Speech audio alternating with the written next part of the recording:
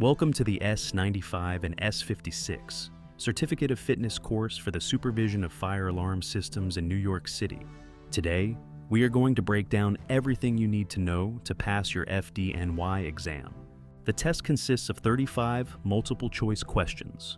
You have 53 minutes, and you need a score of 70% or higher to pass. Any approved fire alarm system without a voice communication system must be supervised by an S-95 holder. This applies to buildings like schools, hotels, and offices, where a fire life safety director is not required by law. Now, let's talk about the brain of the entire operation, the Fire Alarm Control Panel, or FACP. This panel monitors inputs from all initiating devices, processes signals, and automatically triggers outputs like horns and strobe lights. Your FACP initiates 3 distinct signals. First, the fire alarm signal, indicating an active fire from a pull station or smoke detector. Second, a supervisory signal. This means a critical component is in an abnormal state, like a closed water valve. Third, a trouble signal. This means the system itself has a fault, like a broken wire or a dead battery. Major exam trap. The fire department is only dispatched to your building for a fire alarm signal. Fdny is not dispatched for supervisory or trouble signals. Those indicate maintenance issues that you must investigate immediately.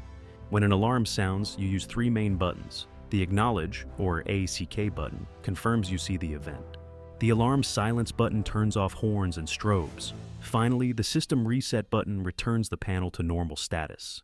Golden rule: never silence the alarms or reset the panel until the fire condition is verified by Fdny personnel. Doing so early is a massive safety hazard and a direct violation of the fire code. Verify first, reset second. All NYC fire alarm systems require both a primary and secondary power source.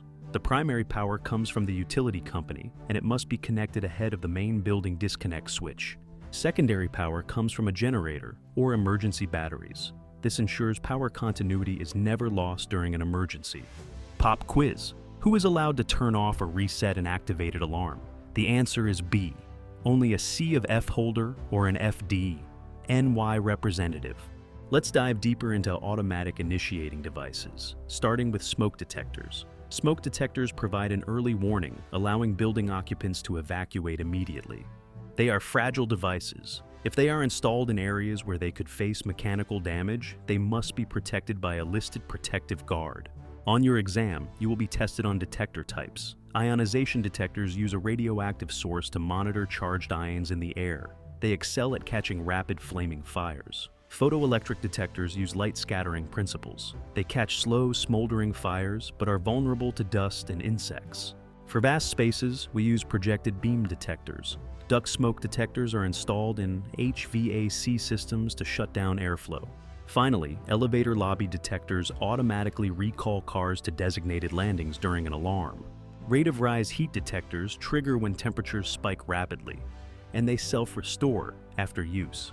Fixed temperature heat detectors activate only when their internal components melt at a preset level. Because that element physically melts, standard fixed detectors cannot self-restore and must be completely replaced after an alert. The fire alarm system also ties into other infrastructure. Sprinkler water flow devices use a paddle switch to detect moving water and signal an active fire. Manual pull stations require either single or double actions to activate an alert. Combustible gas detectors can also link to the panel, transmitting a supervisory signal to the central station if a leak occurs. Maintenance. Smoke detectors must be cleaned every 6 months and tested for smoke entry once a year.